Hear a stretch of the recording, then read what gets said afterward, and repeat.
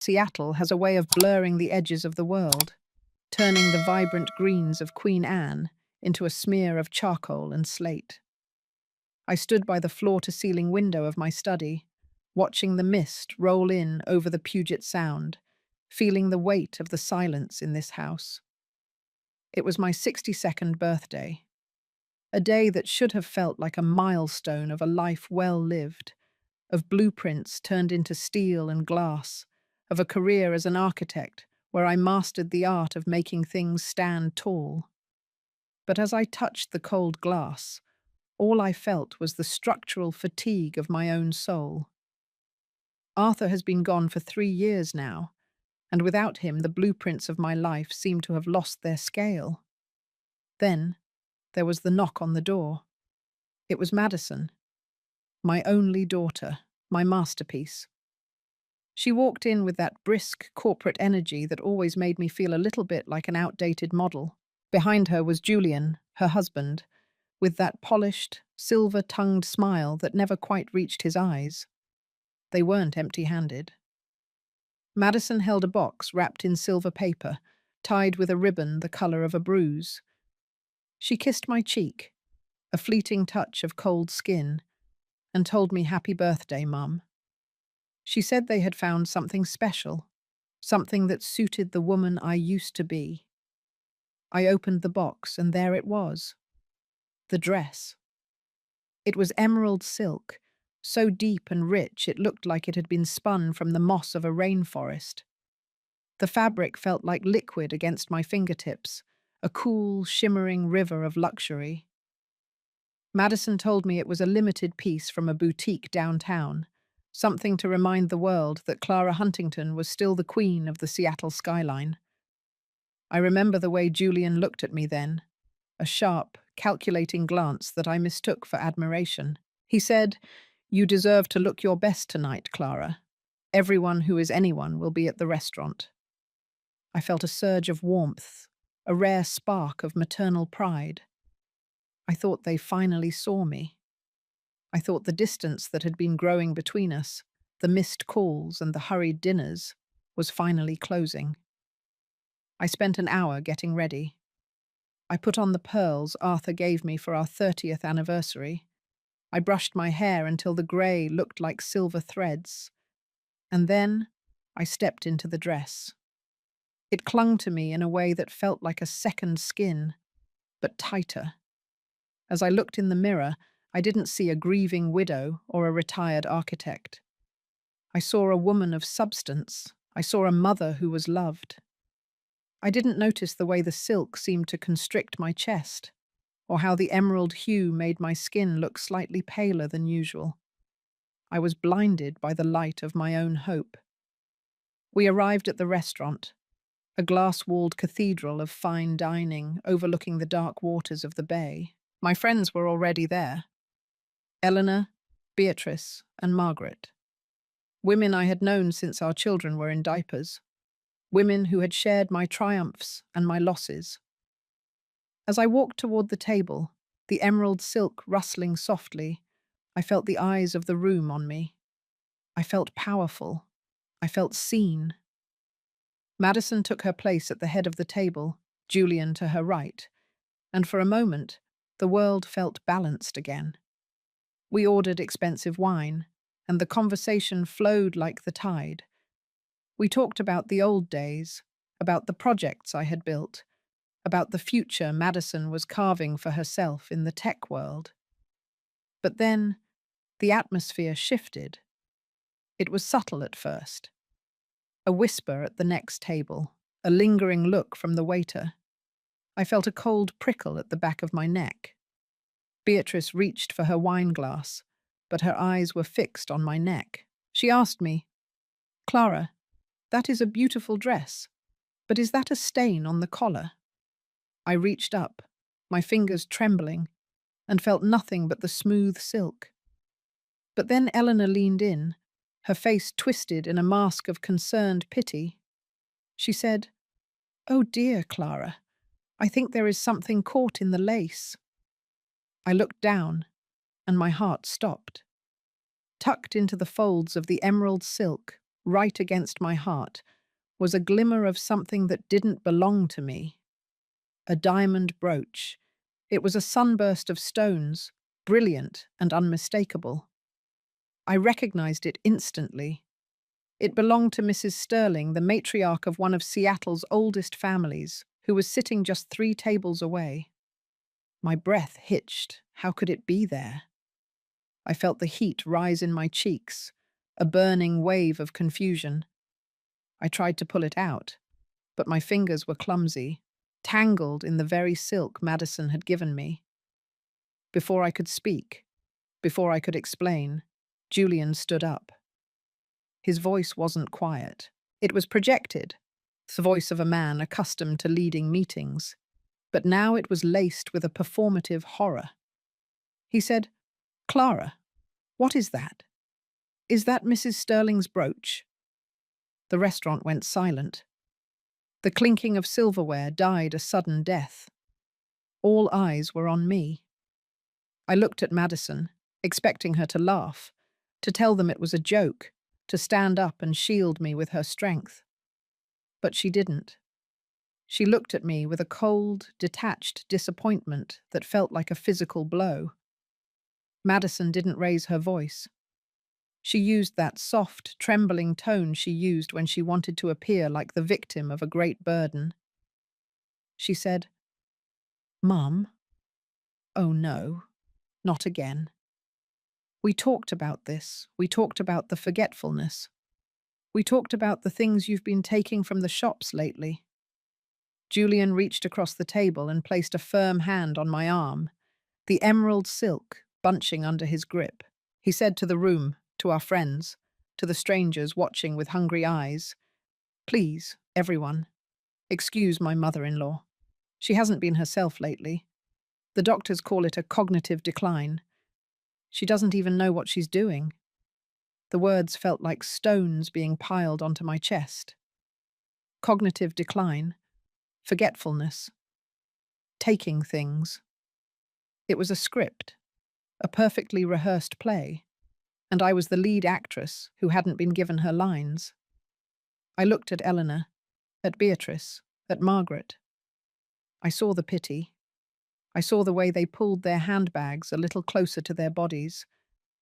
I saw the bridge of 40 years of friendship burning down in a matter of seconds. I tried to stand, to find my voice, to tell them that I was a Huntington, that I built the very buildings they lived in, that I would never, ever steal. But my throat was dry, and the emerald silk felt like it was choking me. Julian was already calling for the manager. He was apologizing, offering to pay for the inconvenience, acting the part of the noble, suffering son-in-law. Madison was weeping softly into her linen napkin, her shoulders shaking with a calculated grief. She whispered, "I just wanted her to have one nice night, one night where she felt like herself before the darkness took her completely." I looked at her, really looked at her, and for the first time, I saw the predator behind the pearls. I saw the daughter who didn't see a mother, but a source of equity, an obstacle in the way of her startup's survival. They led me out of the restaurant like a criminal, not with handcuffs, but with those firm, patronizing grips on my elbows that were far more damaging. The Seattle rain was still falling, colder now, soaking into the emerald silk, making it heavy and dark. I stood on the sidewalk, the neon lights of the city blurring into streaks of red and blue, and I felt the ground disappear. I wasn't just Clara Huntington anymore. I was the old woman who stole.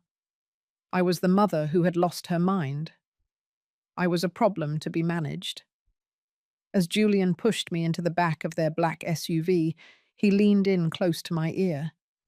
The smell of his expensive cologne was suffocating. He whispered, "Don't worry, Clara. We're going to take care of everything now. You don't have to worry about the house, or the bank accounts, or anything at all. You just need to rest. We'll tell everyone it was just a senior moment. But you and I both know you can't be trusted anymore, don't we?" He slammed the door, and the sound echoed in my skull like a gavel. Madison sat in the front seat, staring straight ahead, her face a mask of iron. She didn't look back at me, not once. I sat in the darkness of the back seat, my fingers stroking the damp emerald silk, and I realized that the dress wasn't a gift. It was a shroud. It was designed to make me stand out, to make the brooch visible, to provide the perfect stage for my public execution. My own daughter had invited my friends to watch her bury me alive. The drive back to my house in Queen Anne was a blur of rain and heartache. I looked at the back of Madison's head, the head I used to stroke when she had nightmares, the girl I had sacrificed my own career advancement for after Arthur died, so she could have the best education, the best life. I had poured my life into her foundation, thinking I was building something that would stand forever, but I had built a monster, and now that monster was turning its teeth toward me. When we reached the house, Julian didn't let me go to my room. He sat me down in the kitchen, under the bright, unforgiving LED lights. He took my phone. He took my keys. He said it was for my own safety. He said they would be staying with me for a while, to oversee my transition.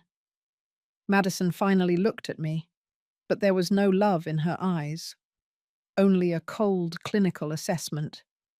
She said, "Mum, it's better this way. You've worked so hard. It's time to let us handle the burden of being the Huntington head. You just stay here. Be quiet. Be the grandmother Matthew needs you to be, even if you can't remember his name half the time." I wanted to scream that I knew my grandson's name. I wanted to tell them that I had designed the very kitchen we were standing in, down to the last 16th of an inch. But the shock was too deep. The betrayal was too absolute. I felt a wave of nausea, a sudden crushing exhaustion that made my bones feel like lead. I let them lead me upstairs. I let them tuck me into bed in the room I had shared with Arthur for 30 years. As the door clicked shut, and I heard the lock turn from the outside, I lay there in the dark, still wearing the emerald silk dress. It was damp, cold, and smelled of salt and shame. I felt my spirit breaking, a slow, agonizing fracture that reached the very core of my being. I thought of the way my friends had looked at me. I thought of the whispers that would be spreading through the city by morning. I thought of the daughter I had lost. I curled into a ball, my breath coming in short, ragged gasps. I was 62 years old, and I was alone, truly alone. The structure of my life had collapsed, and I was trapped under the rubble of my own love.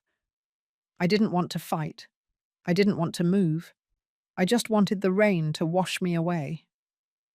I closed my eyes, letting the darkness take me, feeling the emerald silk like a heavy, suffocating weight against my skin.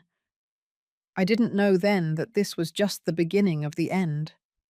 I didn't know that the woman who went to sleep that night was the last version of the Clara who believed in family. But as the shadows of the room closed in, I felt the first seeds of a different kind of silence taking root in my heart. A cold, hard silence. The silence of the blueprints that had been burned, leaving only the iron will of the architect beneath. I woke up hours later, or perhaps it was days. The time had become a fluid, terrifying thing. The room was grey with the light of another overcast Seattle morning. My body felt stiff, as if I had turned to stone in my sleep. I looked down at my hands. They were pale, the veins showing through like blue rivers on a map I no longer understood. The emerald silk was wrinkled now, a ruined thing, a reminder of the night my world ended. I tried to sit up, but the weight of the humiliation felt like an actual physical force pressing down on my shoulders. I could hear voices downstairs, muffled, professional. Julian was talking to someone. I heard words like power of attorney, medical evaluation, asset management. They weren't even waiting for the body to be cold. They were carving up the Huntington estate while I was still breathing the air in the room above them. I thought of Arthur's face. I thought of the way he used to tell me that I was the strongest person he knew, but I didn't feel strong. I felt like a ghost wearing a green dress, haunted by the living. I reached for the water glass on my nightstand, but my hand shook so violently that the glass shattered against the hardwood floor. The sound was like a gunshot. I stared at the shards, at the water soaking into the wood, and I didn't move. I didn't care. Let the house rot. Let the silk stain. Let the Huntington name be dragged through the mud. If my own blood could do this to me, then what was the point of anything? I sank back into the pillows, the tears finally coming, hot and bitter, washing away the last remnants of the woman who thought she was a queen. I was Clara Huntington, the architect who built a life on a foundation of lies. And now I was finally seeing the cracks for what they really were. The emerald silk felt like a snake coiling around me, and in the silence of my room, I realized that the only thing more dangerous than an enemy you know is a daughter you thought you loved. The perfume of the night before, a scent Madison had chosen for me, still lingered on the fabric. It was jasmine and sandalwood, but now it smelled like rot. It smelled like the end of the world. I lay there, listening to the rain tap against the window, a relentless, rhythmic accusation.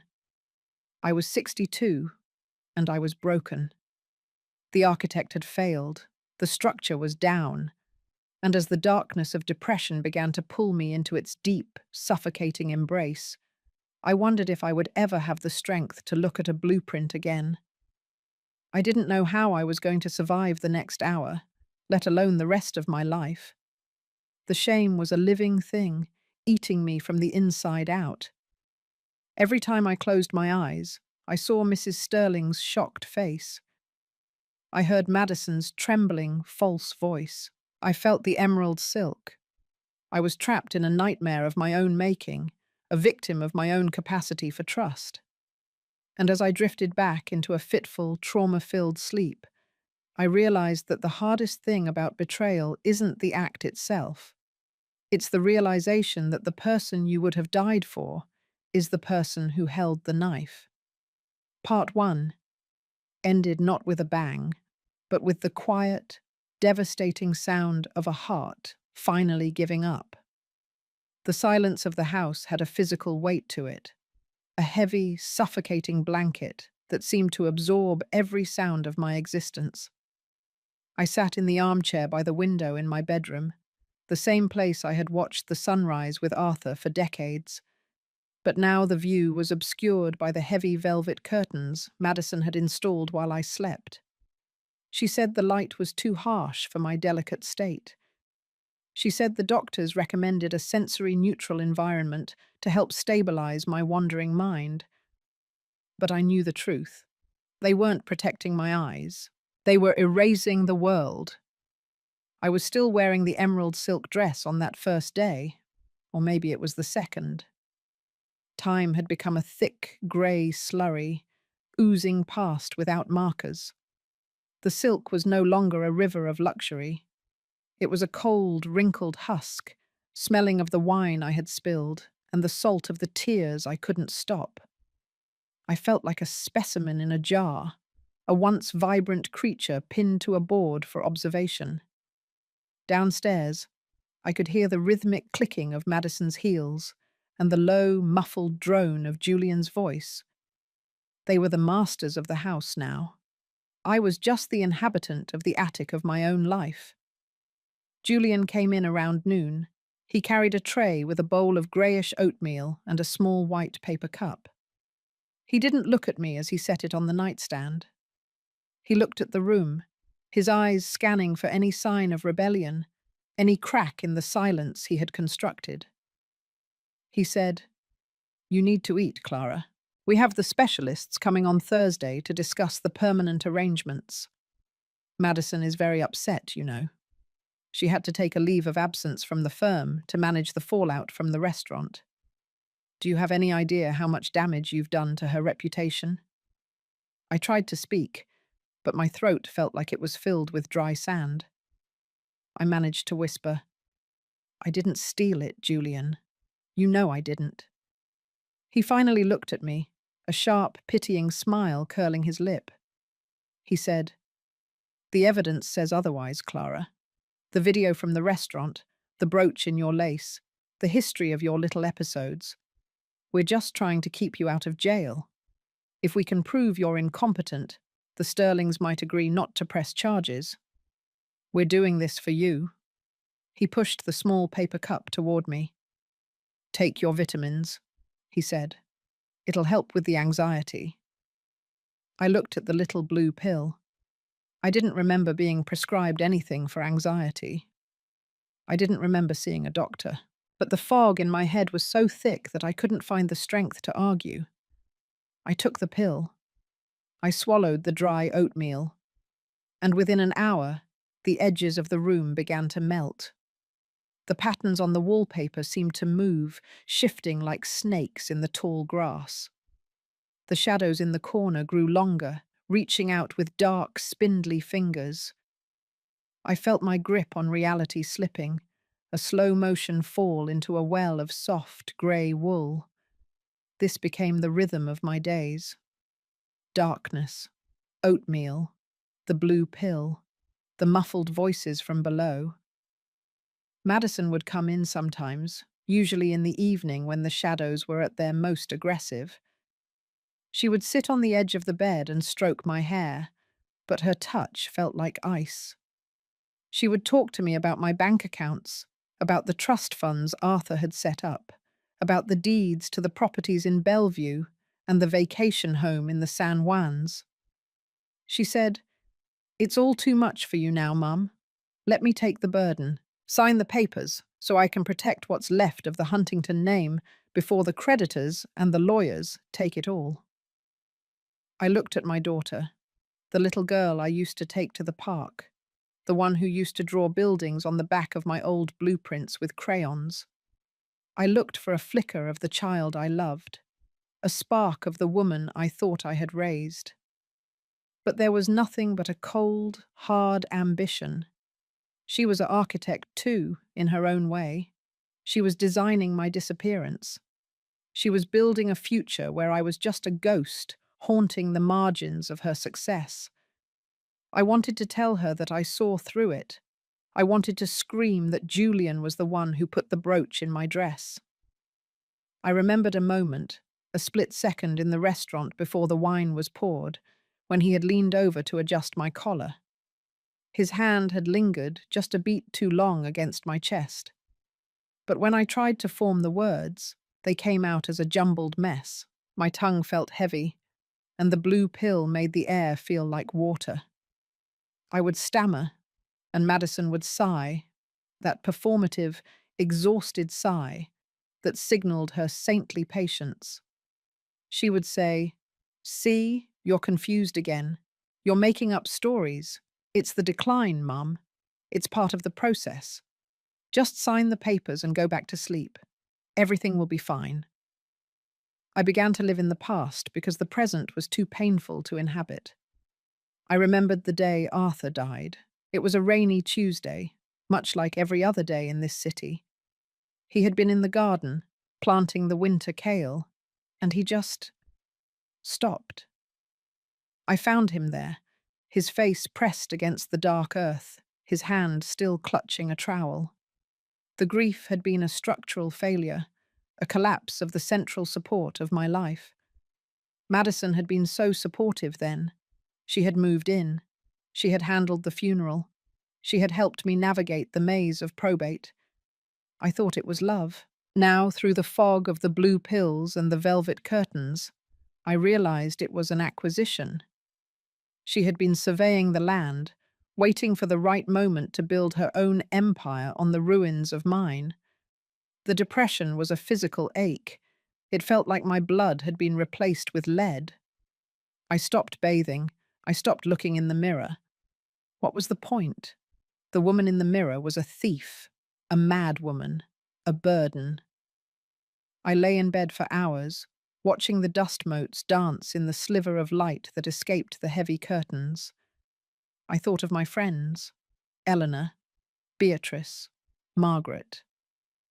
I wondered if they talked about me over lunch. I wondered if they had already deleted my number from their phones. The thought of them seeing me like this, a broken, medicated shell in a stained green dress, was more than I could bear. Julian and Madison began to bring strangers into the room, men in suits with clipboards, women with stethoscopes and cold, clinical eyes. They would ask me questions I couldn't answer. What is the date, Clara? Who is the president? Can you draw a clock for us? I would try.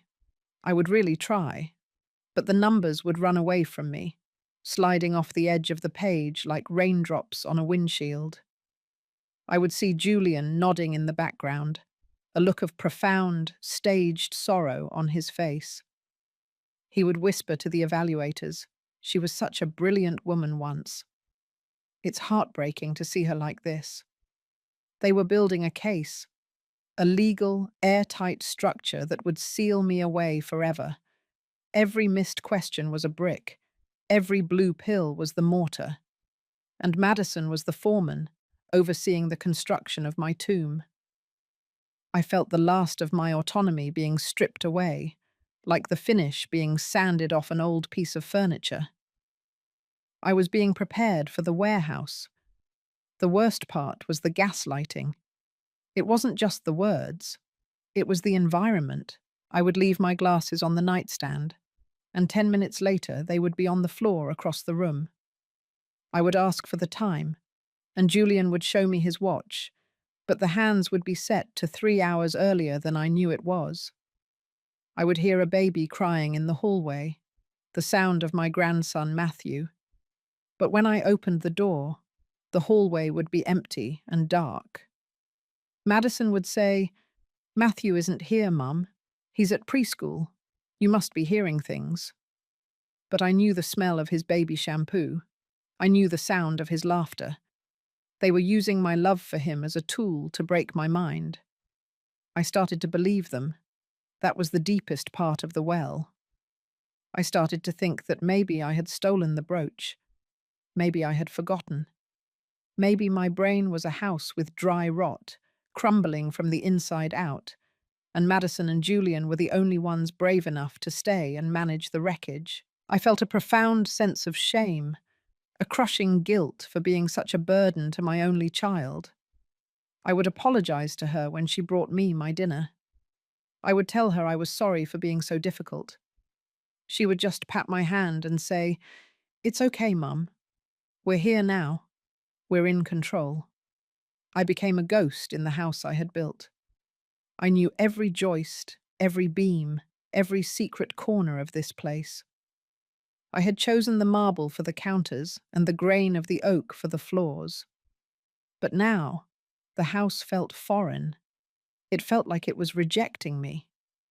The walls seemed to vibrate with the tension of the lies being told within them. I spent my nights staring at the ceiling, listening to the rain, feeling the emerald silk of the dress I refused to take off. It was the only thing I had left that was mine, even if it was a symbol of my downfall. It was a part of the night it all went wrong, a piece of the wreckage I clung to as I floated in the dark. I thought of the ocean. The Puget Sound was just a few miles away, cold and deep and indifferent. I wondered if it would be easier to just walk into the water and let the tide take me. I wondered if anyone would notice if Clara Huntington just disappeared into the mist. Madison would probably hold a beautiful memorial service. She would speak about my legacy as an architect, about my contributions to the city, about the tragic decline of my final years. She would look beautiful in black. Julian would stand by her side, the loyal son-in-law, and they would inherit the house, the money, the life I had built. The thought should have made me angry, but I was too tired for anger. Anger requires a foundation, and mine had been demolished. I was just a pile of rubble. I was the structural fatigue Arthur had warned me about in our early days of building. Sometimes he would say, "You have to know when a structure is beyond repair, Clara. Sometimes the best thing you can do is tear it down and start over." But how do you start over when the architect is the one being demolished? I lay there, the blue pill finally taking hold, the grey wool closing in. The silence of the house was absolute. I was in the silent room, the place where they put the things they no longer wanted to see. I was a secret. I was a shadow. I was a mother who had been replaced by an asset. As the darkness took me once again, I felt a single tear roll down my cheek, soaking into the emerald silk. It was a tiny, insignificant drop in an ocean of grief. I was Clara Huntington, and I was finally, completely alone. The next morning, the fog was even thicker. I could hear them talking in the study directly below my bedroom. It was my study, the place where my drawing table stood, the place where I had designed the Vance building and the Mercer Library. I heard the rustle of blueprints. I heard Julian say, "We can subdivide the Queen Anne lot. The house is old, but the land is worth millions," Madison replied. "But we have to wait for the final guardianship order. We can't move the assets until the judge signs off on the permanent incapacity." Julian laughed, a dry, metallic sound. He said, "With the medical reports we've gathered, she'll be lucky if they let her keep her own shoes." Permanent incapacity. The words echoed in my mind, a death sentence for my soul. They weren't just taking my money, they were taking my identity. They were going to have a court of law declare that I was no longer a person. I was a ward, a thing, a project. I felt a cold shiver of terror, a spark of something that wasn't quite anger, but a primal instinct for survival. It was a tiny, flickering flame in the vast, damp darkness of my mind. I sat up in bed, my head spinning. I looked at the shards of the glass on the floor, still there from the night before. They hadn't cleaned it up. They didn't care if I cut my feet. They probably hoped I would. It would be just another sign of my decline, another incident to add to the file. I looked at the door. I knew it was locked. I knew my phone was gone. I knew the world outside was convinced I was a thief and a madwoman. I felt the weight of the emerald silk against my skin. It was dirty now, stained with oatmeal and sweat and tears. It was a ruined thing, much like me. But as I touched the fabric, I felt the diamond brooch again. They had taken it back, of course, that night at the restaurant, but the memory of it was still there. I remembered the way the pins had felt as Julian had adjusted my collar. I remembered the weight of it. I was an architect. I spent my life understanding how things fit together. I understood balance and tension. I understood the way a single point of failure could bring down a whole skyscraper. And in that moment, through the haze of the medication and the crushing weight of the depression, I realized that I was the point of failure in their plan. They needed my signature. They needed my silence. They needed me to stay in the silent room until the lawyers were finished. But as I looked at the grey light filtered through the velvet curtains, a thought began to form. It was a fragile, dangerous thing. It was a blueprint for a rebellion.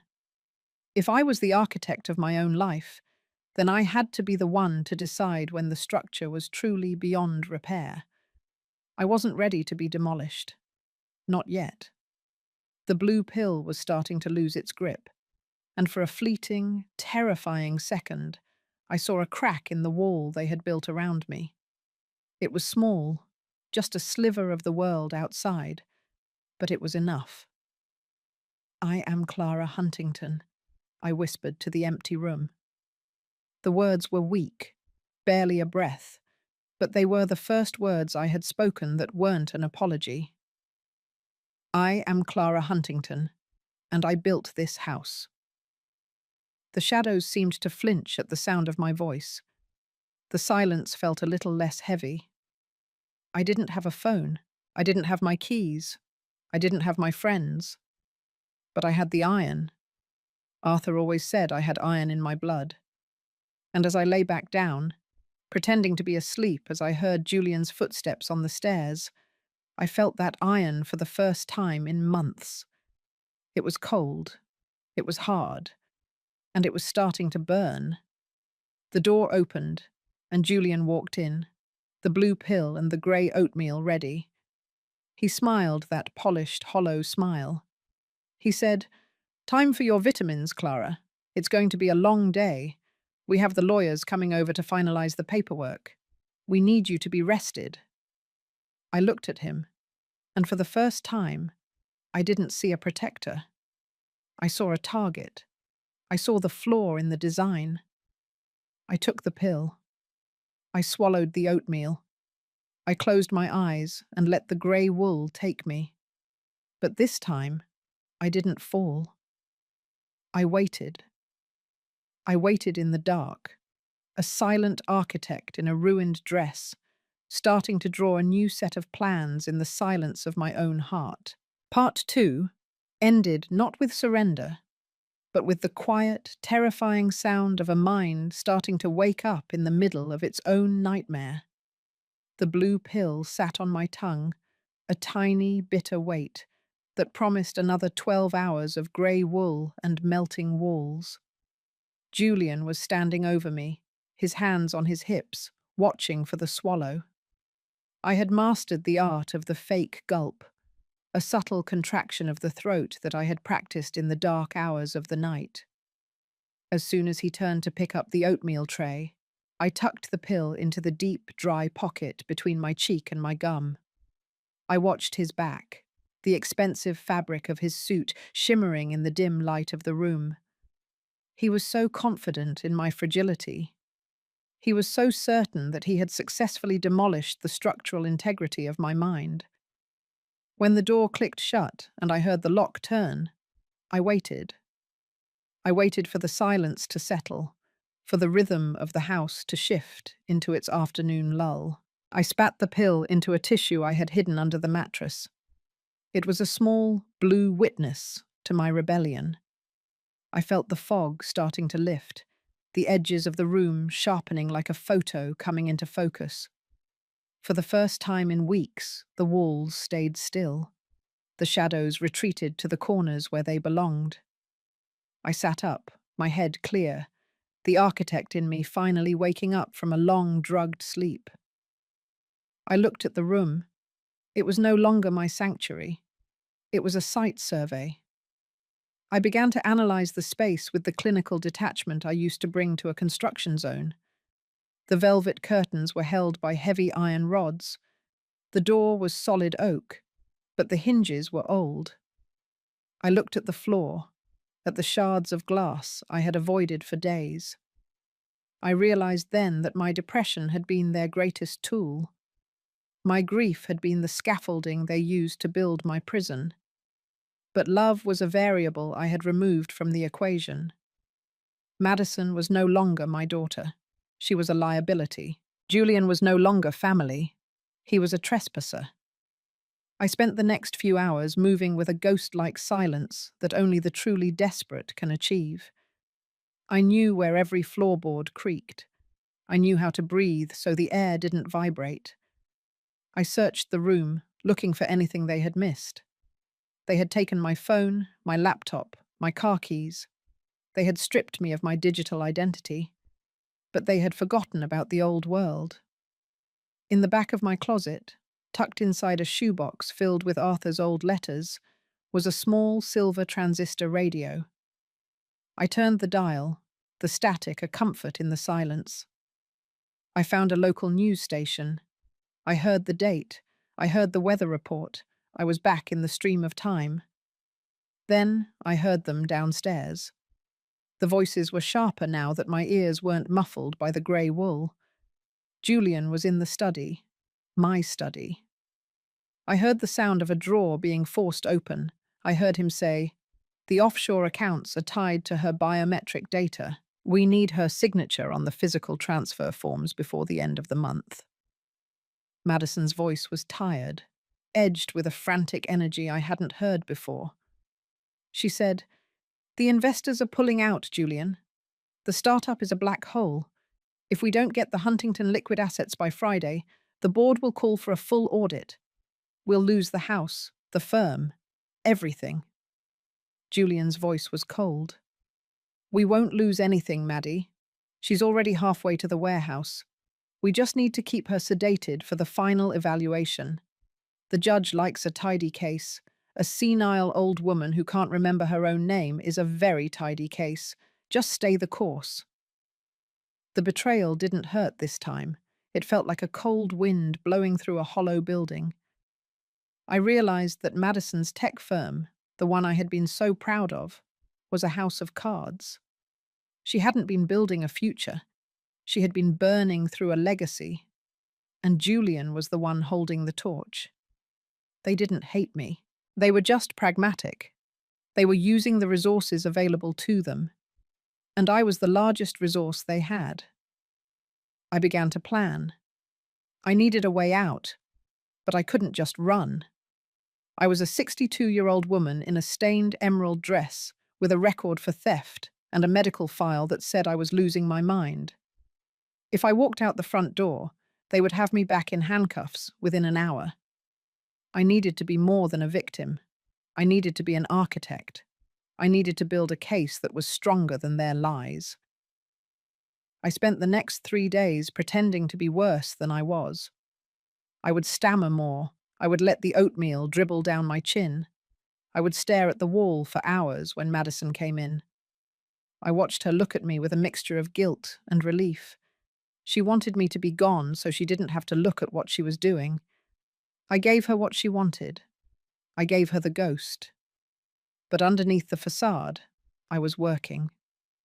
I waited for the night. Julian stayed late at the office. I heard the front door close, the sound of his car fading into the Seattle rain. Madison was in the kitchen, the smell of burnt coffee drifting up the stairs. I knew the lock on my door. It was a simple deadbolt Arthur had installed years ago for privacy. I had a small metal nail file hidden in my jewelry box. I spent 2 hours working the mechanism, my fingers bleeding, my heart hammering against my ribs. When the bolt finally clicked back, the sound was like a symphony. I slipped out of the room, my bare feet silent on the oak floors. I didn't go for the front door. I went for the study. I needed evidence. I needed the blueprints of their betrayal. The room was a mess. My architectural drawings were scattered on the floor, some with coffee rings on them. My desk was covered in Julian's financial statements. I found a folder marked Huntington Estate. I opened it, and the world went cold. There were documents with my signature on them. Perfect forgeries. They were transfer deeds for the Bellevue property. They were letters of resignation from my board positions.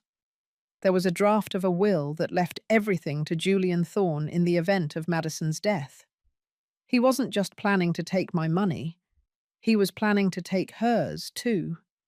He was the parasite that was eating the whole family. I found something else, a small black device tucked behind the books on the shelf. A listening device. They had been monitoring my room, my phone calls, my life. Every word I had spoken in my grief had been recorded and used to build the narrative of my decline.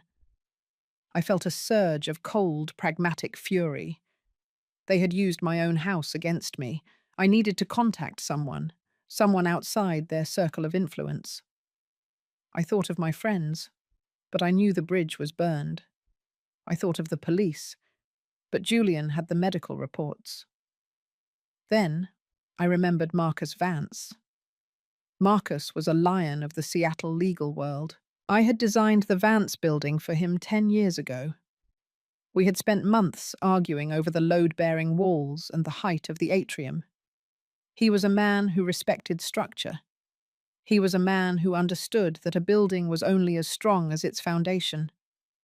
I knew he was still practicing law, specializing in estate litigation and the protection of the elderly. He was the only person who might look at the blueprints and see the flaws. I found his old business card in the back of my desk drawer. I didn't have a phone, but I remembered the house's old landline in the basement. I had designed a small, hidden nook under the stairs for the server rack and the backup lines. Julian wouldn't think to look there. He was a man of the digital age. He wouldn't understand the power of a hardwired connection. I crawled into the basement, the air smelling of damp earth and old memories. I found the phone. My fingers were shaking so hard I could barely dial. I waited, the dial tone a thin, golden thread to the world outside. When the receptionist answered, I used my most professional voice, the one I used when I was managing a $100 million project. I said, "This is Clara Huntington. I need to speak with Marcus Vance immediately. It is a matter of structural integrity." I had to wait. The silence of the basement felt like it was closing in on me. I heard Madison moving in the kitchen above my head. I heard the rain starting to pick up again. Then Marcus's voice came on the line. It was deep, gravelly, and familiar. He said, "Clara, is that really you? I heard you were unwell." I took a deep breath. "Marcus, listen to me. I am being demolished. I need an architect who understands the law. I am being sedated and gaslit by Julian Thorne and my daughter. They have forged my signatures. They have a listening device in my room. I have the documents in my hand. I am not losing my mind, Marcus. I am losing my life." There was a long silence on the other end. I felt the sweat dripping down my back. Then he said, "Where are you?" I told him I was in the house. I told him they were keeping me locked in. He said, "Clara, I need you to be very careful. If Julian is as desperate as you say, he won't stop at gaslighting. I'm going to send a courier to the side gate of your property at midnight. He'll be wearing a yellow raincoat. You need to give him copies of everything you found. Don't try to leave. Not yet. We need the evidence to be airtight before we move." I hung up, the silver of hope finally starting to shine through the grey wool. I spent the next hour at the old copier in the basement, my heart in my throat with every flash of the light. I made copies of the forgeries, the financial statements, the draft of the new will. I tucked the originals back into the folder exactly as I had found them. I was the architect again. I was working with tolerances. I was managing the margins. I slipped back up to my room just as I heard Julian's car pull into the driveway. I locked the door from the inside with the nail file. I got back into bed. I put the emerald silk dress back on. I waited. When he came in to check on me, I was the ghost again. I stared at the ceiling. I let my hand hang limp over the edge of the bed. He looked at me for a long time, the shadow of a smile on his face. He said, "Good night, Clara. Almost there now. Just a few more days." I waited until I heard the house settle into its midnight rhythm. I crept back down to the side gate, the wet grass cold against my feet. The rain was a deluge now, the Seattle sky a heavy, dark ocean. I saw him, the yellow raincoat. He didn't say a word. I handed him the envelope. He nodded once and disappeared into the mist. I walked back to the house, the rain soaking into the emerald silk. I felt a strange sense of peace. The architect had drawn the new plans. The site was prepared. The structure was being rebuilt from the inside out. I was no longer a victim of my own grief. I was a strategist. I was a survivor. I realized then that Madison had made a fatal mistake. She had forgotten who had taught her how to draw. She had forgotten who had shown her how to look at a site and see the hidden dangers. She had thought I was the building, something to be managed and eventually replaced. But I was the one who knew where all the bodies were buried in the foundation. I was the one who knew exactly how much pressure the Huntington name could take before it shattered. I went back to my room and lay down in the dark. I didn't take the blue pill. I didn't need it. The iron in my blood was burning hot now, a fierce, bright flame that the rain couldn't touch. I was Clara Huntington. I was 62 years old. My husband was dead. My daughter was a traitor. And my son-in-law was a parasite. But I was still the woman who built the Seattle skyline. And I was going to make sure that when this house finally fell, it fell on top of them. The pragmatism was a cold comfort, but it was enough. I didn't love them anymore. The love had been a load-bearing wall that had collapsed, and I had learned to live in the open air. I thought of Matthew, my grandson. I would save him from the wreckage. I would build him a new house, one made of truth and steel.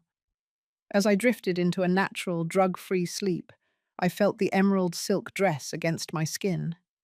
It was no longer a shroud. It was a uniform. It was the color of the moss that grows on the strongest stones. It was the color of survival. I was the architect, and I was finally beginning to build. Part 3 ended with the silent, terrifying smile of a woman who had stopped being a mother and started being a hunter. The rain in Seattle was no longer an accusation. It was a rhythmic, percussive score to my transformation. I sat in my darkened room, listening to the water hit the slate roof of the house I had built. And for the first time in weeks, I didn't feel like I was drowning. I felt like I was being washed clean of the last remnants of a mother's blind devotion. The architect was back on the job site, and I was surveying the damage to the foundation. Love was a structurally unsound variable. I had removed it from the blueprints, leaving only the cold, hard steel of a pragmatic survival. The courier in the yellow raincoat had returned 3 nights after I sent Marcus Vance the files. This time, he didn't leave empty-handed. Tucked into a nondescript paper bag disguised as a grocery delivery for Julian was a series of small, flat boxes. Marcus had understood the assignment perfectly. He didn't just send legal advice. He sent the tools of a digital counterinsurgency, high-definition pinhole cameras, miniature recording devices, and a secure, encrypted mobile hotspot that didn't rely on the house's compromised Wi-Fi. Julian Thorne thought he was the master of the digital domain, but he was a child playing with fire compared to a woman who understood the physical geometry of a building's secrets. I spent the next 48 hours in a state of hyper-focused clarity. I didn't need the blue pills. I had adrenaline. I had purpose. I would wait until Julian left for the office and Madison was distracted by her failing startup's frantic conference calls. I moved through the house like a shadow, a silent ghost reclaiming her territory. I knew exactly where to place the cameras. I hid one in the ornate molding above the study door, angled perfectly to capture the desk where Julian forged my name. I tucked another into the vents of the kitchen, where they sat and discussed my warehousing over artisanal coffee. I wired a microphone into the base of the lamp in the living room, the very place where they had staged my mental breakdowns for the doctors and evaluators. I was the architect. I understood sight lines. I understood the way sound traveled through the ventilation ducts. I was building a digital fortress around their lies, and they had no idea they were walking into a trap of my design. Every time Madison came into my room to check on me, I gave her the same vacant stare. I let my mouth hang open just a fraction. I kept the emerald silk dress on, now so wrinkled and stained it looked like a discarded skin. She would sigh that exhausted, saintly sigh and say, "I'm so sorry you're like this, Mum." It's for the best, really. Julian has found a lovely facility in the Cascades. It has a beautiful garden. You always loved gardens. I would just nod, my mind recording the cold calculation in her voice. Gardens. She meant a graveyard for the living.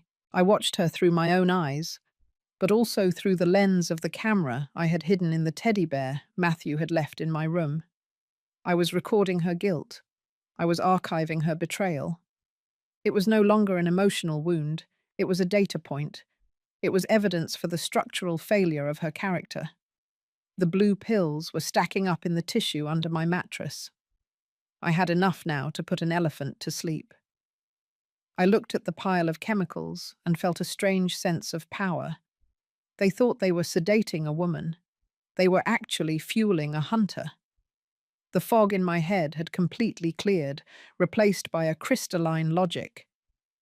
I began to track their movements with the precision of a project manager. Julian's late-night meetings weren't meetings. They were frantic sessions with a liquidator. He was trying to sell my Bellevue property under the table using the forged power of attorney. I heard him on the kitchen microphone, his voice edged with panic. He said, "I don't care about the market value, Rick. Just get me the cash. We need to clear the debt before the guardianship hearing on Tuesday.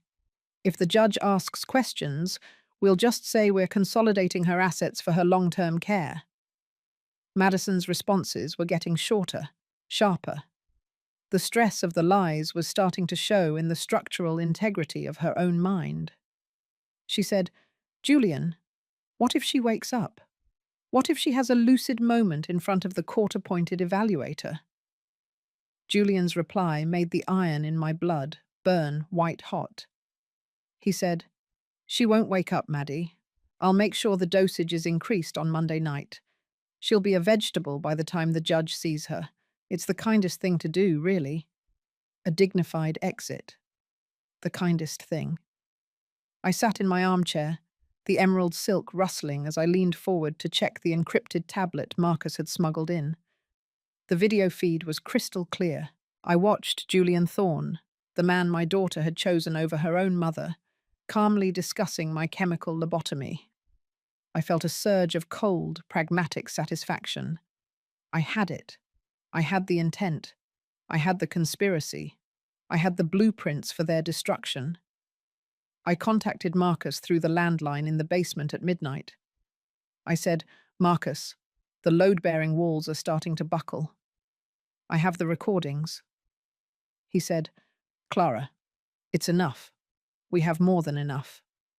I've filed an emergency motion to stay the guardianship hearing. I've also filed a criminal complaint for elder abuse, fraud, and attempted murder. The judge is a friend of Arthur's. He saw the files I sent him tonight." He was shaken. I felt a thin, sharp smile touch my lips. Shaken. Good. I wanted them to feel the ground shake beneath them. I said, "What happens next?" Marcus told me the plan. On Tuesday morning, the evaluator would arrive, but she wouldn't be alone. She would be accompanied by a team of officers from the King County Sheriff's Department. They would have a search warrant for the house. They would find the listening devices. They would find the forged documents. And they would find me, the woman they thought they had buried alive. "But you have to stay the course, Clara," Marcus warned. "You have to stay in that room. You have to take the pills, or pretend to, until they walk through that door.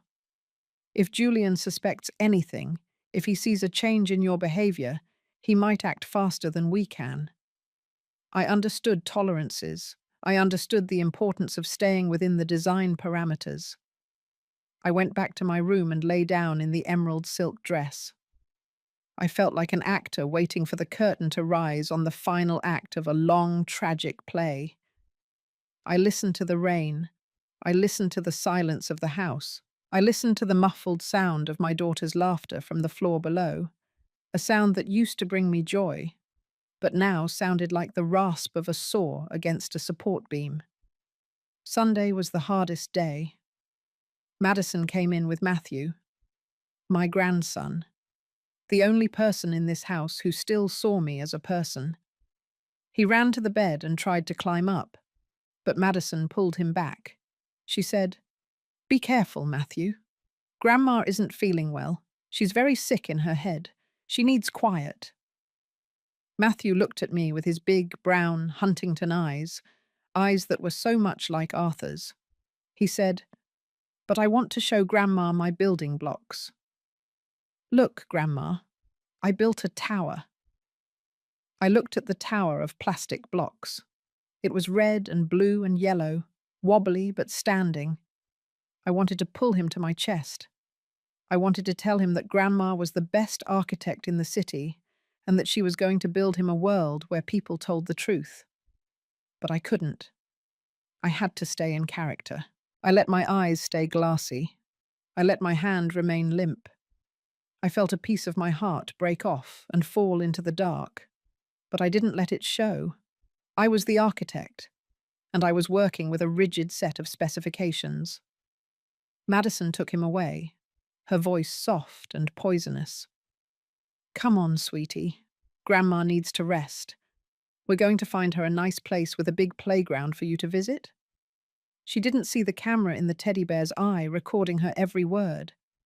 She didn't see the woman beneath the emerald silk, counting the seconds until Tuesday morning. Monday night was the final test. Julian came in with the oatmeal and the blue cup. This time, there were 3 pills. He didn't look at me. He was humming a low, tuneless song. He said, "Last night in the old house, Clara. Big day tomorrow. We're moving you to the retreat in the morning. It's got a view of the mountains. You'll love it. Just take these and get a good night's sleep." I took the cup. I tucked the pills into my cheek. I swallowed the grey sludge. I watched him leave. I heard the lock turn.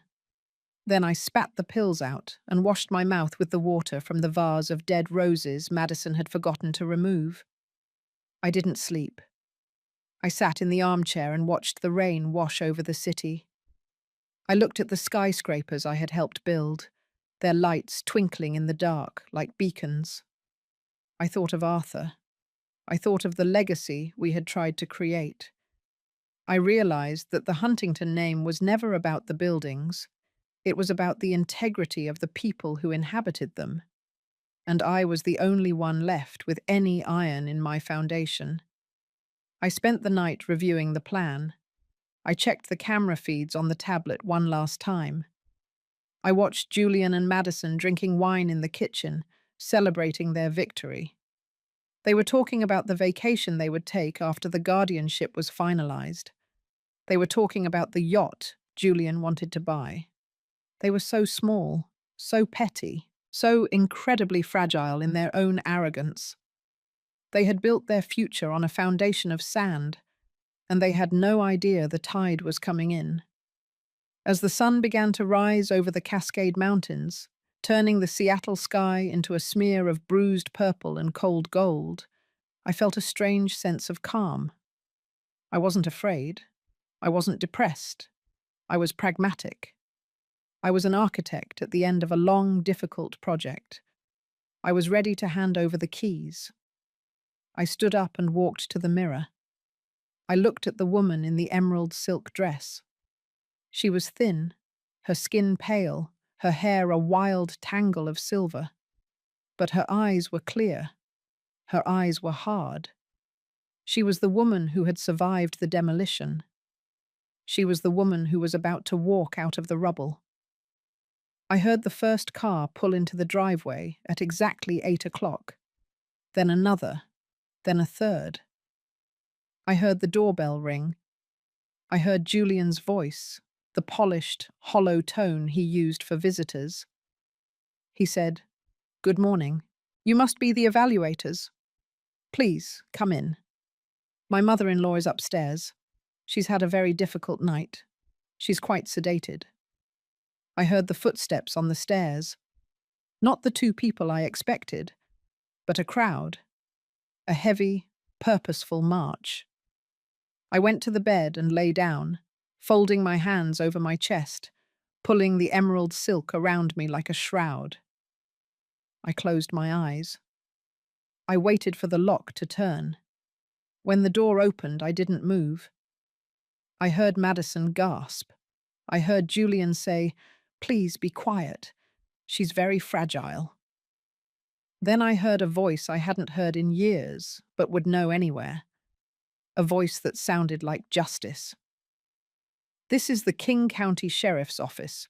We have a warrant for the arrest of Madison Huntington and Julian Thorne for elder abuse, financial fraud, and conspiracy." I opened my eyes. I didn't look at the officers. I didn't look at the cameras. I looked at Madison. I saw the moment the foundation collapsed. I saw the look of absolute soul-crushing terror as she realized that the silent room had been a recording studio. I saw Julian Thorne try to run, only to be tackled by two deputies in the hallway. I stood up from the bed. I didn't stammer. I didn't shake. I walked toward my daughter, the emerald silk rustling with every steady step. I looked her in the eye, and for the first time in months, I let her see the architect. I said, "The structure was never the problem, Madison. It was the architect you chose to trust." I walked past her out into the hallway, out into the light of my own house. I felt the air hit my face, fresh and cold and smelling of rain. I was Clara Huntington, and I had survived the demolition. The blueprints were filed. The site was cleared. And as the handcuffs clicked shut on the daughter I had once loved, I realized that the hardest part of building something that lasts isn't the steel or the glass. It's knowing when to walk away from the wreckage and start again. Part 4 ended not with a cry of pain, but with the quiet, devastating sound of the truth finally being told in the House of Lies. The Seattle sky was a bright, clear blue as the deputies led them away. I stood on the balcony of the Queen Anne house, watching the black SUVs disappear down the hill. I was 62 years old, and I was alone, but I was free. The architect was back in control of the site, and the foundation was solid. I looked down at the emerald silk dress, a ruined thing, a remnant of a past I no longer inhabited. I went inside and closed the door. The house was silent again, but this time it was a silence of my own making. It was the silence of a structure that was finally standing tall. I walked to my study and picked up a pen. I looked at a clean white sheet of paper. I thought of Matthew. I thought of the world I would build for him. I didn't start with a building. I started with a line, a straight, true line that nothing could break. I was the architect of my own life, and I was just getting started. As I sat there, the light of the morning filling the room, I realized that the greatest betrayal hadn't been Madison's. It had been my own. I had betrayed myself by believing that my value was tied to being a mother, a wife, a legacy. But as I watched the dust motes dance in the light, I knew better. I was Clara Huntington. I was a builder. And the only thing more powerful than a structure that lasts is the woman who has the courage to survive its collapse and build something even stronger from the ruins. The King County Superior Court felt like a cathedral of cold marble and unforgiving light. I stood in the hallway, the air smelling of floor wax and the nervous sweat of people whose lives were about to be dismantled by a gavel. I was wearing the emerald silk dress again. I had spent hours cleaning it, steaming out the wrinkles of my despair, and having it tailored to fit the woman I had become in the dark. It was no longer a gift from a daughter or a shroud for a victim. It was my armor. It was the color of a forest after a fire, vibrant and resilient. I looked at my reflection in the polished brass of the elevator doors, and I didn't see the ghost of Queen Anne.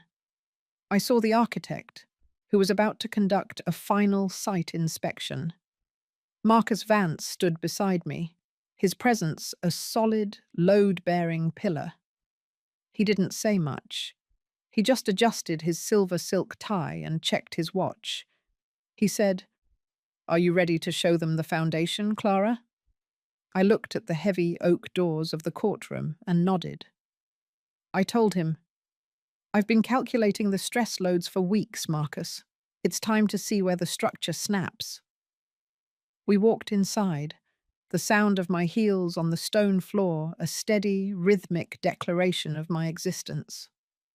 The courtroom was packed. The Seattle press had caught wind of the Huntington scandal, a story of old money, tech sector desperation, and a mother's supposed descent into madness. I saw the cameras flash, a strobe light of public judgment. I saw Eleanor and Beatrice in the third row, their faces pale, their eyes darting away from mine.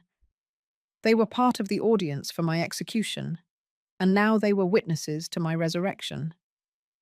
Madison and Julian were already seated at the defense table. They looked different. The black SUVs and the firm grips of the deputies from Part 4 had stripped away their corporate polish. Julian's expensive suit was rumpled, his hair a mess of frantic fingers. Madison looked small, her face a mask of calculated grief that was starting to crack under the pressure of the reality she had designed. She looked at me, and for a split second, I saw the little girl who used to be afraid of the dark. But then the iron in my blood reminded me that she was the one who had turned out the lights. The judge, a man named Henderson, who had known Arthur for 40 years, took the bench. He looked at the room with a gaze that could cut through steel. He said, "We are here to hear the emergency motion regarding the Huntington estate and the criminal charges filed against Madison Huntington and Julian Thorne. This is a matter of profound gravity." He turned to Marcus. "Counselor, proceed." Marcus stood up, his voice a low, dangerous rumble. He didn't start with the money. He started with the architecture of a betrayal. He spoke about the way Julian Thorne had surveyed my life like a piece of distressed property. He spoke about the blue pills, the gaslighting, and the emerald dress that was meant to be my final costume. Then, he called the first witness. It was the court-appointed evaluator, a woman named Sarah Miller, who had been in the house on that Tuesday morning. She testified about the state of the Queen Anne villa. She spoke about the hidden cameras we had discovered, the ones Julian had installed to monitor me, and the ones I had installed to monitor them. She played the first recording. The courtroom went silent. It was the sound of the kitchen vents. I heard Julian's voice, clear as a bell, saying, "We just need to keep her sedated for the final evaluation." I heard Madison's reply, a whisper that felt like a razor across my throat. "Julian, what if she wakes up?" I watched the jury, or rather the legal assistants and the judge who were acting as the finders of fact, and I saw the moment the foundation collapsed. Julian put his head in his hands. Madison just stared at the table, her knuckles white. But Marcus wasn't finished. He brought out the financial blueprints. He showed the forgeries. He called a handwriting expert who explained the technical failure of the forged signatures on the property deeds. He spoke about the $3 million Julian had tried to move into an offshore account in the Cayman Islands. He wrote the numbers out on a large display board. $3 million. He said, "This wasn't about care, Your Honor. This was a demolition for profit." Then, it was my turn. I walked to the witness stand with a steady gait. I didn't look like a woman with cognitive decline. I looked like a woman who had designed skyscrapers. I took the oath, my voice clear and resonant. I said, "I do." Marcus walked toward me, his eyes encouraging. He asked me, "Clara, tell the court about the dress you are wearing." I touched the emerald silk. I said, "My daughter gave me this dress for my 62nd birthday.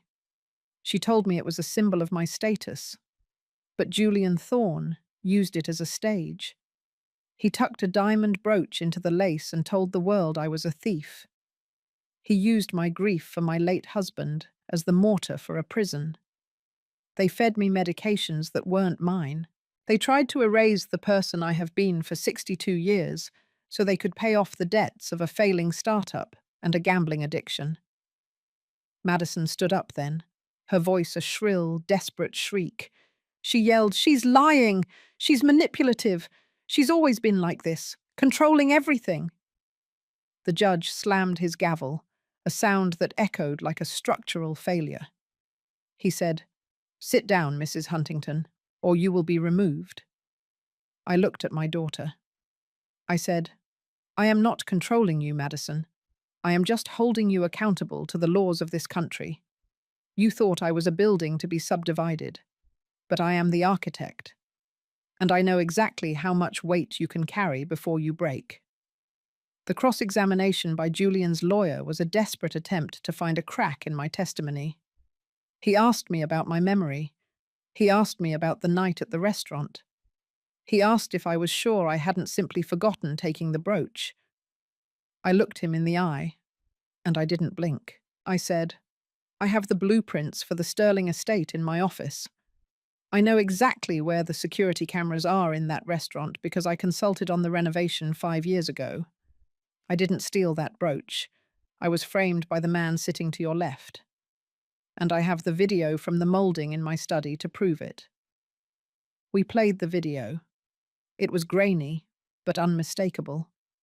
It showed Julian Thorne standing by my desk, practicing my signature over and over on a sheet of Huntington letterhead.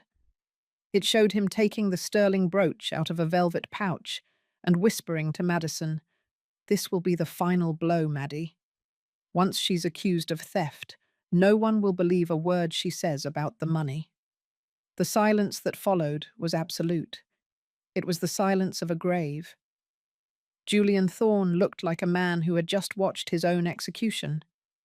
Madison was weeping now, but they weren't the crocodile tears of the restaurant. They were the tears of a predator who had been caught in her own trap. The judge didn't even need to retire to his chambers. He looked at the evidence, he looked at the recordings, and he looked at me. He said, "In my 30 years on the bench, I have rarely seen a more calculated or cruel attempt to dismantle a human being's dignity. The evidence of elder abuse, financial fraud, and criminal conspiracy is overwhelming." He turned to the bailiffs. He said, "Take Julian Thorne into custody immediately. No bail."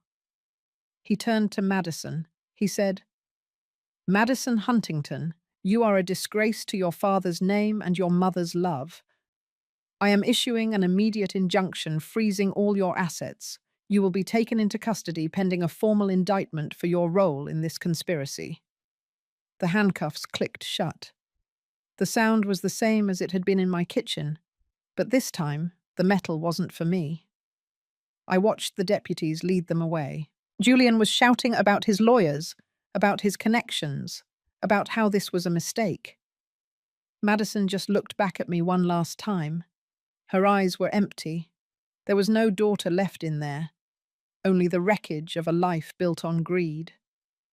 I sat in the witness stand for a long time after the room cleared. The cameras were still clicking, the reporters were still whispering, but I didn't hear them. I felt a strange sense of emptiness. The purge was complete. The parasites had been removed from the structure, but the building was still standing, and it was hollow. I looked at the emerald silk dress, and I realized that the price of justice was the loss of the only family I had left. Marcus Vance came over and put a hand on my shoulder. He said, "You did it, Clara. You saved yourself. You used the law to protect the woman you are." I told him, "I didn't just save myself, Marcus. I saved the Huntington name, but the cost was $900,000 in legal fees, a shattered heart, and a daughter I will never speak to again." He nodded. He understood. He said, Sometimes you have to burn the site to clear the debris. But look at you, Clara. You're still standing. I walked out of the courtroom and into the Seattle afternoon. The rain had stopped. The sky was a bright, sharp blue that made my eyes ache. I stood on the steps of the courthouse, watching the people walk by, and I felt the weight of my freedom. It was a heavy thing, but it was mine. I wasn't Clara the thief. I wasn't Clara the mad woman. I was Clara Huntington, the architect. I thought of the vacation home in the San Juans. I thought of the Bellevue property. I thought of the money they hadn't been able to steal. It was all there. Millions of dollars. A fortune built on steel and glass. But as I looked at the city skyline, I realized that none of it mattered if I didn't have a foundation of peace. I went to a small cafe near the market. I ordered a coffee and sat by the window. I watched the ferries cross the bay, their wakes like white scars on the dark water. I thought of Matthew, my grandson. I would find a way to be in his life, away from the poison of his father and the ambition of his mother. I would build him a world where a birthday gift was just a gift, not a weapon. The purge had been clinical. It had been necessary. It had been American in its efficiency and its reliance on the truth of the record. I had used the very tools they tried to use against me, technology, law, and social status, to dismantle them. I had been the more efficient architect. But as the sun began to set, casting long golden shadows across the street, I felt the first real sting of the trauma. The adrenaline was fading, leaving only the cold reality of what had happened. My daughter had tried to kill my mind. My son-in-law had tried to steal my life. I had won the war, but the battlefield was my own soul. I touched the emerald silk of my sleeve. It was a beautiful fabric. It was strong. It was resilient, just like me. I realized then that I didn't need to be a queen or a legacy or a mother to be valuable. I just needed to be the woman who knew how to build things that lasted. I was the architect of my own recovery. I paid for my coffee and walked back to my car. I drove toward Queen Anne, toward the house I had built with Arthur. I knew I wouldn't stay there. The house was too full of ghosts, too full of the echoes of Madison's false laughter and Julian's cold calculations. I would sell it. I would subdivide the lot myself. I would use the money to build something new, something small, something solid, something that was just for me. The architect was ready for a new project. The site was cleared. The demolition was over. And as I watched the lights of the city flicker on, I knew that the next structure I built would be the most important one of all. It wouldn't be made of steel or glass. It would be made of boundaries, of law, and of the quiet, unbreakable strength of a woman who had learned to love herself more than the people who tried to destroy her. Part 5 ended not with a celebration, but with the quiet, determined breath of a survivor who was finally, truly, in charge of the blueprints. The night air was crisp, the scent of the ocean mingling with the smell of wet asphalt. I felt a surge of autonomy that was almost intoxicating. I was 62 years old, and for the first time in my life, I didn't belong to anyone but myself. Not to my husband's memory, not to my daughter's needs, not to the city's expectations. I was Clara Huntington, and I was free. The emerald silk rustled as I stepped into my car, a final shimmering note in a symphony of survival. The purge was over. The building was standing, and the architect was finally going home. The morning mist over the Puget Sound was different today. It didn't feel like a shroud or a cold hand pressing against my lungs. It felt like a clean slate. I stood on the balcony of my new apartment in West Seattle, a space of glass and industrial steel that smelled of fresh paint and possibility. I had sold the Queen Anne house. I had sold the ghosts and the echoes of a daughter's betrayal for $7,500,000. I didn't haggle over the price. I didn't care about the profit margins. I just wanted the site cleared. I wanted the ground where Julian Thorne and Madison Huntington had tried to bury me to belong to someone else. The architect had moved on to a new project, and this time, I was the only client who mattered. The legal fallout had been as clinical and efficient as a demolition crew. Marcus Vance had handled the final signatures with the grace of a man who understood that justice is a form of structural reinforcement. Madison was serving a sentence of 10 years in a state facility. Julian had been given 15. The crimes of elder abuse and financial fraud were not taken lightly in this city, and the evidence I had gathered in that emerald silk dress had been the bedrock of the prosecution's case. I had watched them being led away in the previous part, and I hadn't looked back, not even once. The iron in my blood had cooled into a steady, unbreakable resolve. I was no longer a victim seeking comfort. I was a survivor who had reclaimed her autonomy through the very laws they had tried to circumvent. I sat at my new walnut desk, looking at the bank statements. The Huntington estate was intact. The $900,000 in legal fees were a small price to pay for the return of my life. I had established the Matthew Huntington Trust, a fund of $2 million that would ensure my grandson had every opportunity in the world, provided he stayed away from the poison of his father's legacy.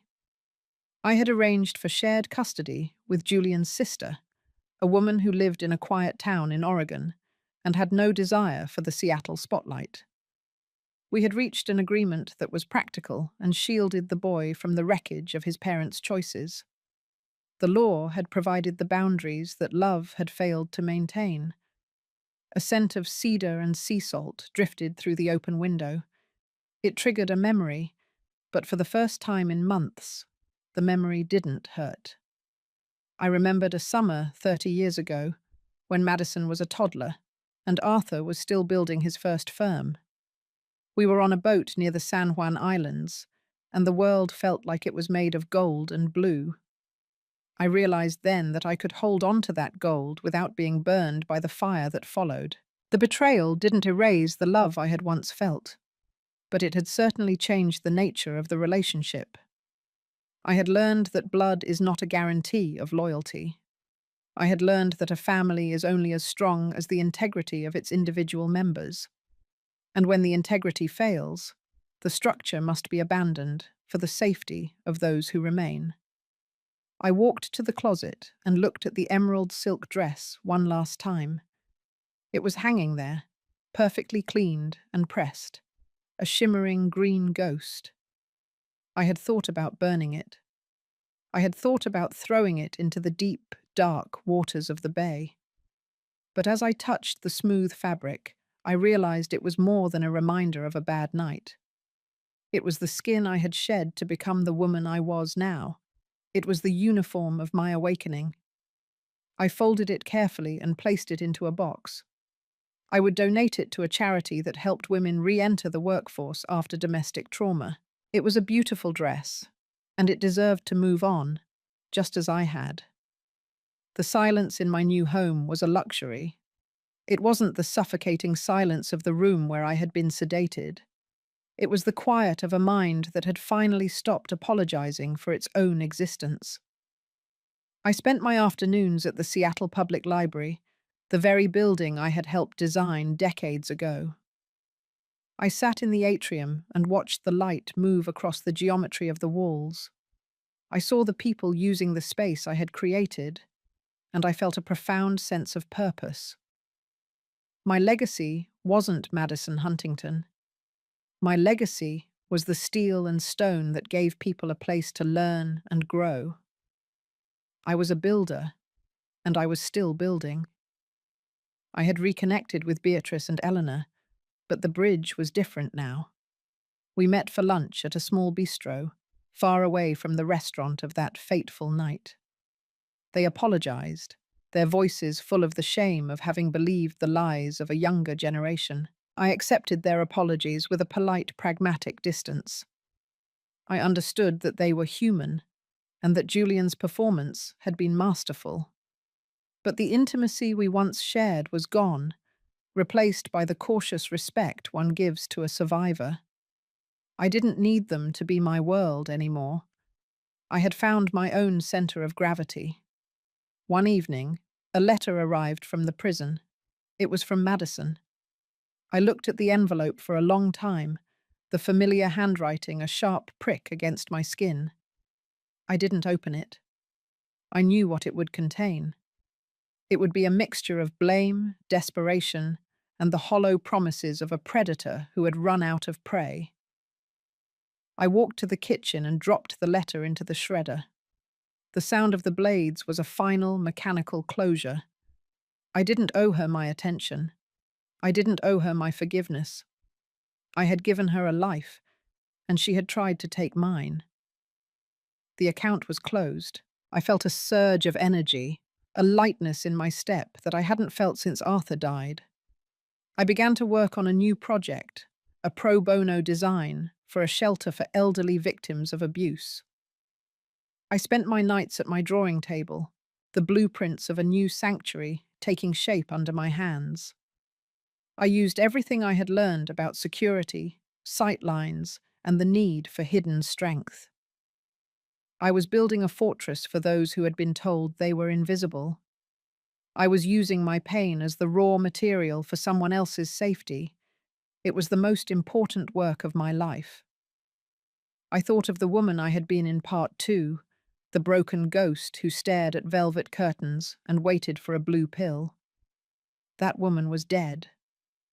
She had been demolished to make room for the structure that was standing now. I realized that the U-shaped journey of my soul had brought me back to the surface. But I was not the same Clara. I was stronger. I was sharper. I was entirely my own person. The trauma had been a fire that burned away the soft wood, leaving only the tempered steel. The rain started to fall again, a soft Seattle drizzle that blurred the lights of the city. I stood by the window and watched the ferries cross the water. I felt a deep, quiet peace. I was 62 years old, and my life was just beginning. I had my health, I had my fortune, and most importantly, I had my truth. I had used the law to protect my dignity and the architecture of my mind to survive the darkness. I was Clara Huntington, and I was standing tall. I picked up my phone and called the school in Oregon. I spoke to Matthew. He told me about his new friend and the tower he had built in his woodshop class. He said, "I used the techniques you told me about, Grandma. I made sure the base was wide enough to handle the weight." I smiled, the tears in my eyes a warm, healing rain. I told him, "That's right, Matthew. Always start with the foundation. If the foundation is solid, the rest of the world can shake all it wants. But you will still be there." I hung up and looked out at the city. The skyscrapers were glowing in the dark, a forest of light and achievement. I felt like one of them. I had been built to last.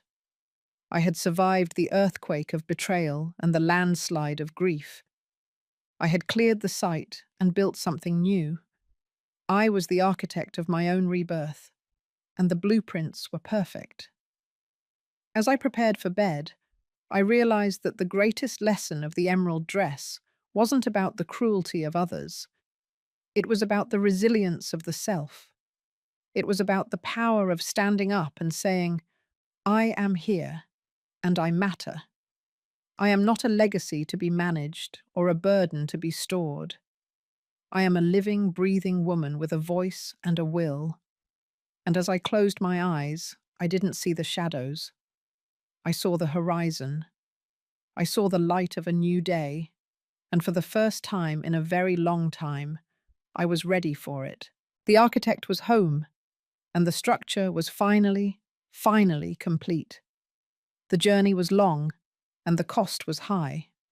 but the result was a life of absolute clarity.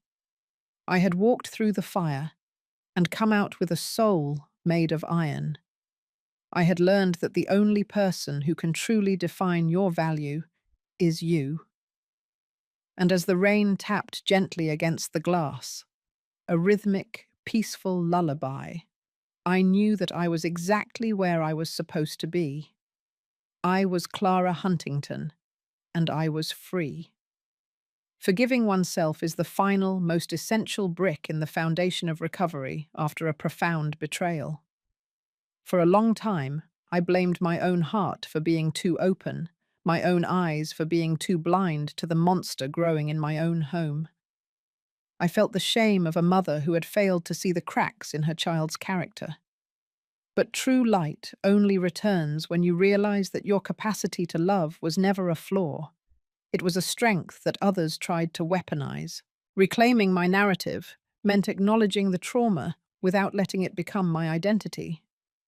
I have learned to embrace the scars as proof of my structural integrity, finding peace in the quiet independence of a life built on truth, law, and an unwavering belief in my own worth.